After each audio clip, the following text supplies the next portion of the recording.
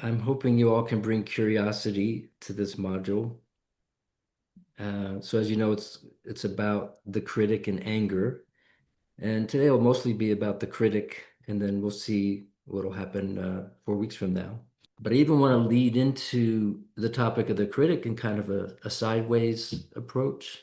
So a part of me wants to make the case that there is no such thing as right and wrong or good or bad. And I have tried to do that with people, and basically they get pissed off at me. So I'm not going to do that. So, but I'm going to ask you all to consider whether that's a part that thinks that way, and that it's a part that sees the world through that lens. And what is the potential for us to get space from that part when it would be helpful to do so? Again, I'm just asking for curiosity because I think this topic could be helpful both in our personal life and in our civic life, and actually potentially profoundly shift how we relate to ourselves and to others. Let's watch a video, and this is a video of a markhor. So markhor is it's a goat. It's the largest kind of goat there is, and a snow leopard. And I have to give you a trigger warning because there's some brief animal on animal violence, I guess about a minute in. But take a look. On these treacherous slopes, a female with young makes an easier target.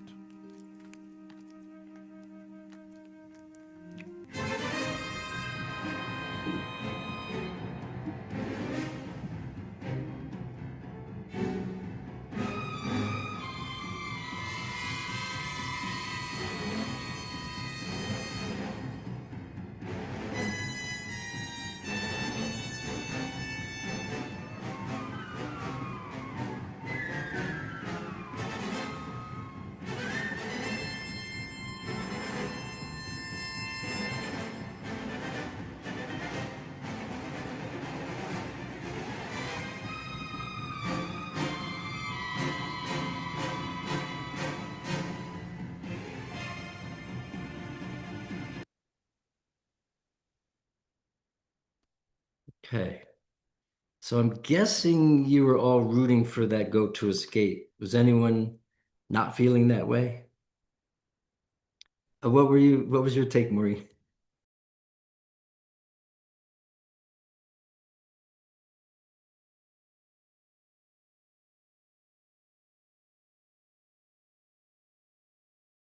Yeah. So let's watch again a little different version. And as they're saying, it's hard. This is in the Himalayas. It's hard for the leopard to find food, and sometimes they'll starve.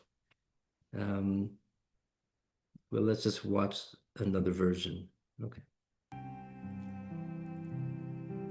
These are the first intimate images of snow leopard ever filmed in the wild.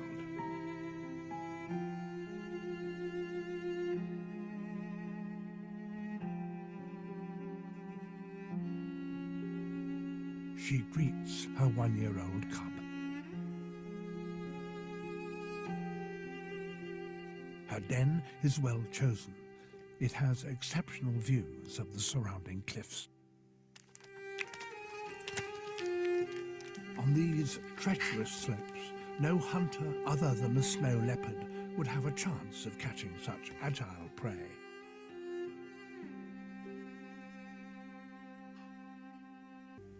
Her large paws give an excellent grip, and that long tail helps her balance.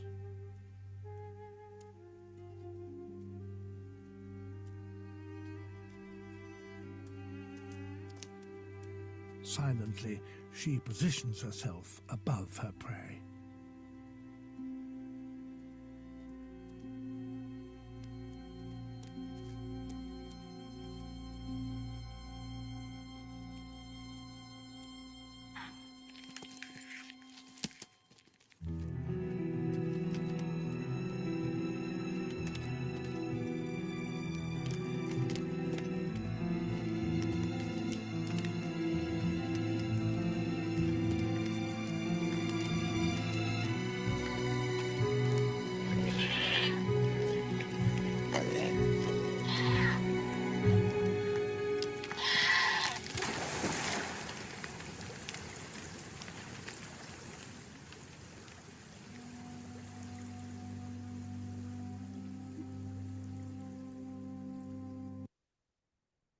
Okay, so did that shift anything for any of you? I'm hoping I'll say for me when I watch these shows, it's the music, right? Like if the music's sad, then I feel for the predator, like, oh, they're gonna starve. And if the music's scary, I feel for the prey, like they're gonna be killed.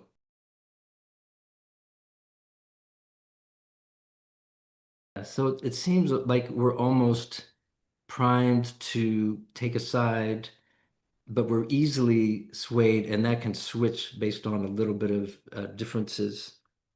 And also, do you think when the goat gets back to their friends, it's like, um, man, that asshole leopard was harassing me again. Like, why she do that? Like that, she's bad, right? Like clearly these animals aren't like that. And the leopard's not like, oh, that goat giving me because of that goat I might starve, which that goat shouldn't be like that. Right? It just is. It all just is.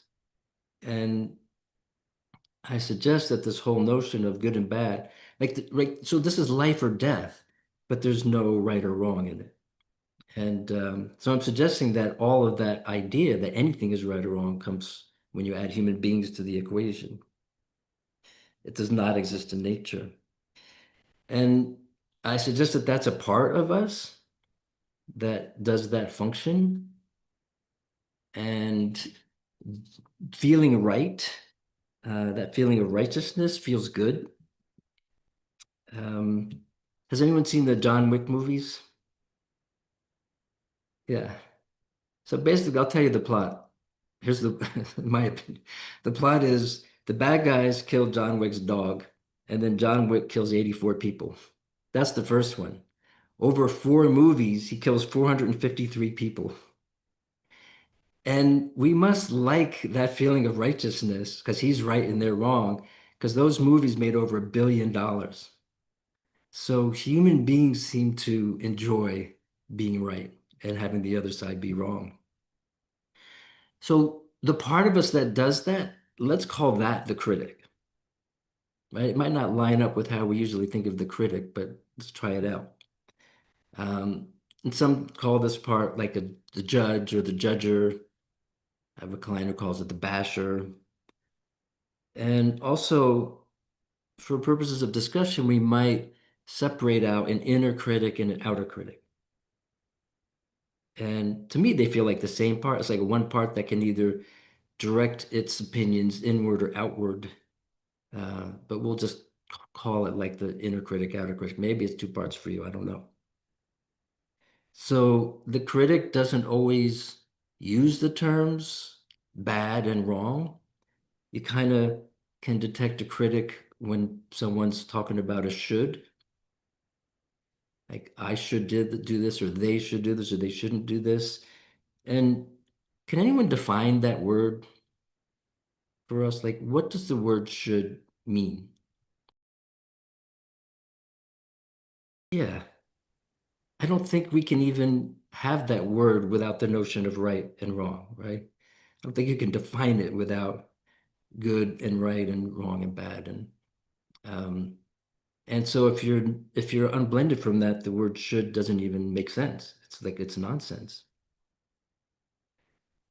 So when we blend with the part that's thinking in terms of should and shouldn't, that's not helpful. If you say that something shouldn't be happening, then you're arguing with reality because it is happening. Like, why not just go, it is happening? And it doesn't prepare us. Like if the goat sees the leopard coming and the goat goes, oh, this leopard shouldn't be harassing me this way. That split second of having that thought that this shouldn't be happening might be enough that this goat's gonna die. Because that was a close call, right? So same with that. Like if we're playing tennis and you hit a great shot and but someone returns it and you go, oh, they shouldn't have got that one back. We lose a step.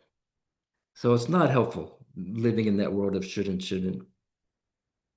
Other words instead of wrong, you'll hear people say inappropriate. That was inappropriate. That was unacceptable. Um, Unacceptable could just mean I won't accept it, but inappropriate is kind of judgy.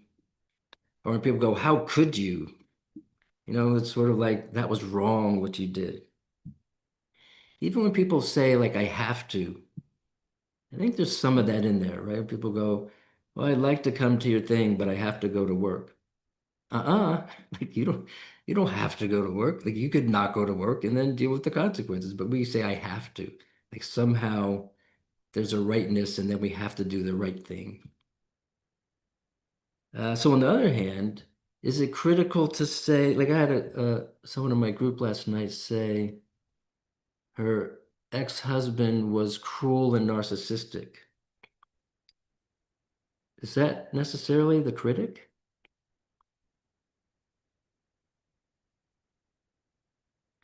Right? I'm seeing some head shaking. That's an assessment. Now, if you said my ex-husband is cruel and narcissistic and he shouldn't be that way and it's wrong to be that way, that's the critic. But if you're just, that's an assessment. He's cruel. I mean, if you go, he's cruel and narcissistic, and some people are like that. That's just the way it is. Then I wouldn't call that the critic. So, any comments or questions before we do a little exercise?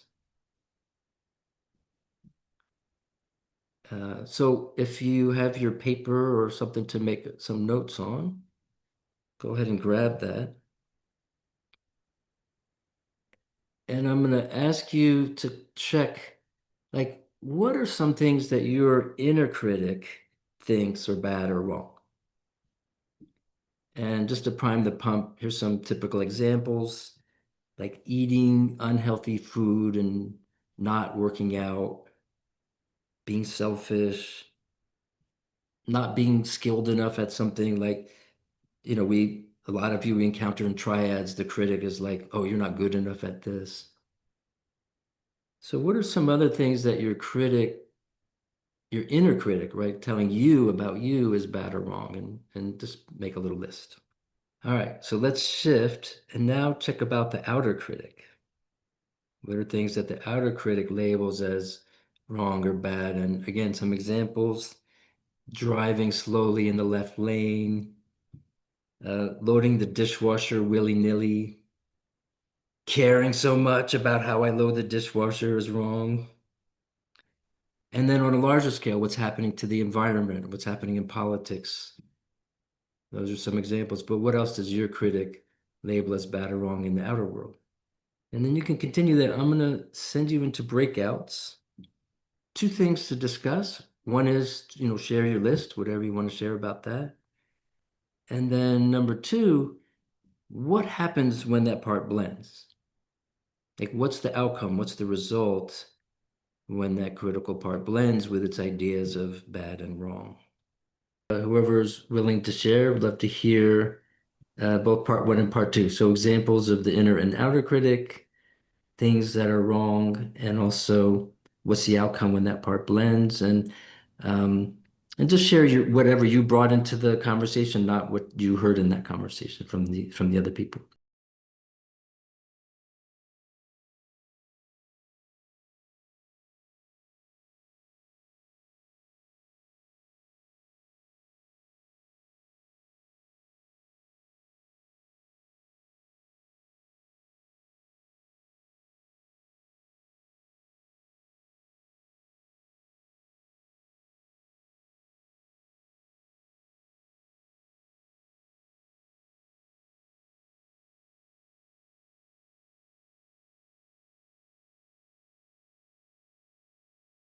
We have a couple more examples because we'll use them later of what is the thing that your inner critic thinks is wrong or your outer critic thinks is wrong and bad.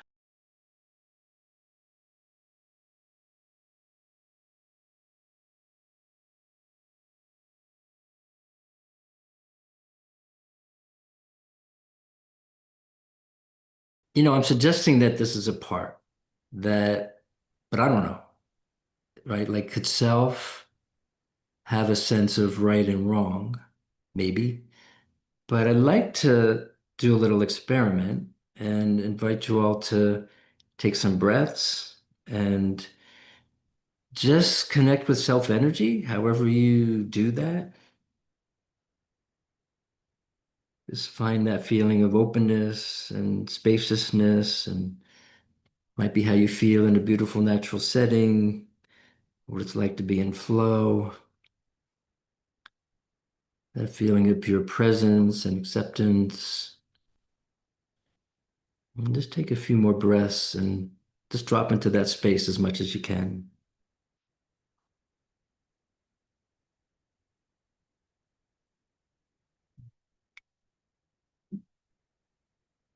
And then just take one of the examples that you shared in the breakout and just think the thought, that's wrong. Whatever that thing is, it's wrong.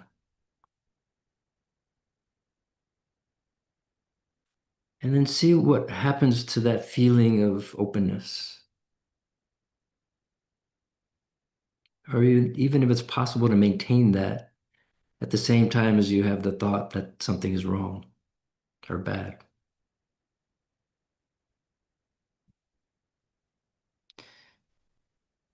So anyone willing to share about that? Like is is labeling something as bad or wrong consistent with self-energy or inconsistent in your experience?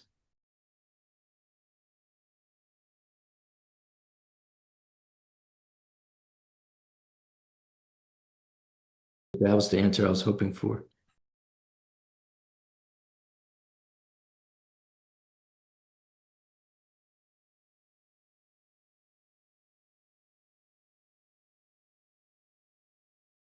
Right. So, in a way that supports the premise, right? That any judgment of bad or wrong or right or good is a part. Because that's not consistent with being in self-energy. And again, I'm not saying that the part's wrong either, right? But it's good to know that it's a part. And maybe we can get more space from it than we have. So let's go back to breakouts. I'm going to invite you to do three things in this breakout. So number one, see if you can help your partner in the room be in self-energy vis-a-vis this part that labels things bad and wrong. So just, do that. How do you feel towards the part?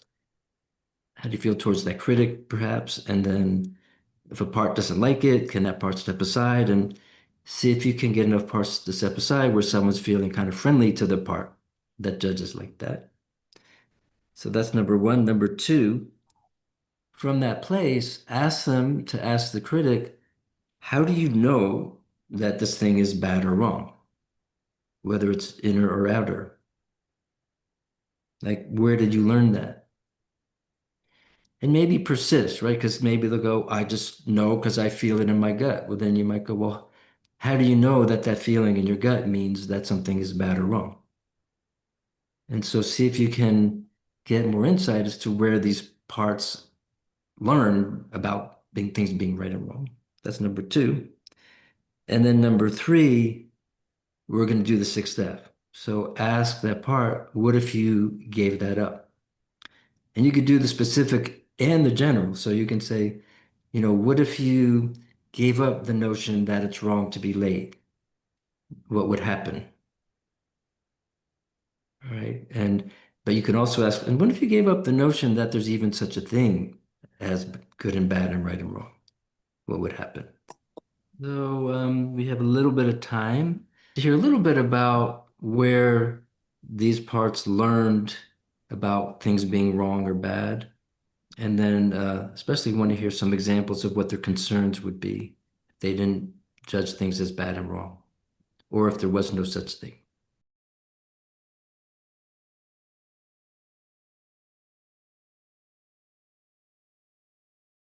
Yeah, so I wish I had clarified something, which is we're not in that last question, what are you afraid would happen if you didn't do it? The point actually isn't to go and work with the exile. The point is just to hear the concern, because there might be other ways to address that same concern, right? So what I want to explore is whether those concerns could be addressed without the notion of right and wrong. Yeah, I'm really just not wanting to take it to like an invalidation, but just kind of an understanding.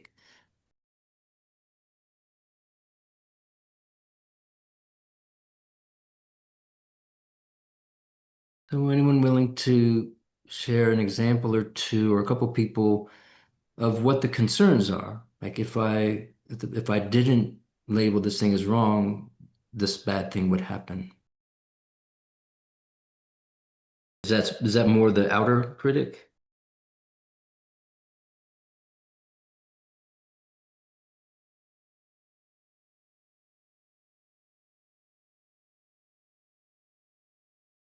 That's great because as I was thinking about this and all the different answers in a way that sums them all up.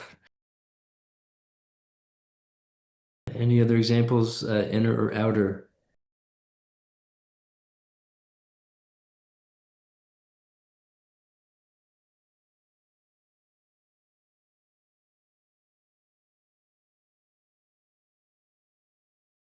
So next time in 4 weeks, what I want to explore is whether these concerns can be met even without the notion of right and wrong. Maybe there's other parts that can step in and handle these things for us.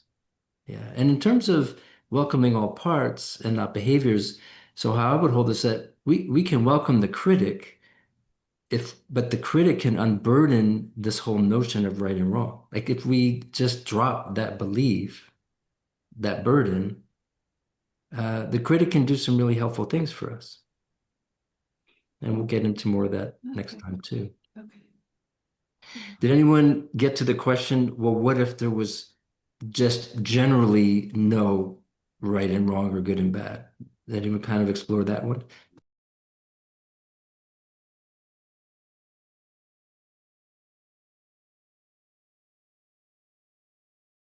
It's a good point. I think I'm sure of it. I think Okay, I good. know Thanks, this. Ted. Um, that that without so first of all, we get in trouble with words because words mean different things, right? And we can Yeah. say meat is bad, but that's not saying it's wrong that the meat is this way. It just is this way, but it's Yeah. it's unhealthy or dangerous. Right. And I think when we unburden this whole legacy burden of things being right or wrong, like morally right or wrong, then our parts can do the job of discernment. Okay. And Yeah. like, this is good for me. This meat is good or bad for me, or this person is good or bad for me. Not morally good or bad, but yeah. So we need the critic in a way to Okay. do that discernment and, Okay. and assessment. hmm Okay, good. Thank you. Yeah.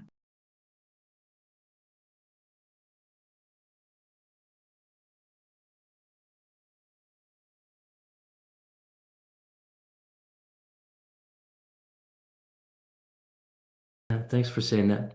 hmm Yeah, so that's my hope for exploring this topic, that we kind of get some shifts like that. Well, let's finish with a really short video clip. This is my sense of, in general, how parts might react when we present them with the notion that what if there's no such thing as right or wrong? And see if your parts kind of relate to it. You could accept the fact that this city is headed for a disaster of biblical proportion. What do you mean, biblical? What he means is Old Testament, Mr. Yes. Mayor. Real wrath of God type stuff. Exactly. Fire and brimstone coming down from the skies. Rivers and seas boiling. 40 years of darkness, earthquakes, volcanoes. The dead rising from the grave. Human sacrifice, dogs and cats living together, mass hysteria. Anyone relate to that? So next time we will hopefully provide some reassurance for the parts who hold these notions, that won't happen. And yeah, we'll see how it goes and continue with this and maybe get into obviously bringing some of the topic of anger as well. So any final questions or comments? All right. Well, this is all experimental for me. So thanks for hanging in there and exploring it with me. And have fun in your triads, and we'll see you in 4 weeks.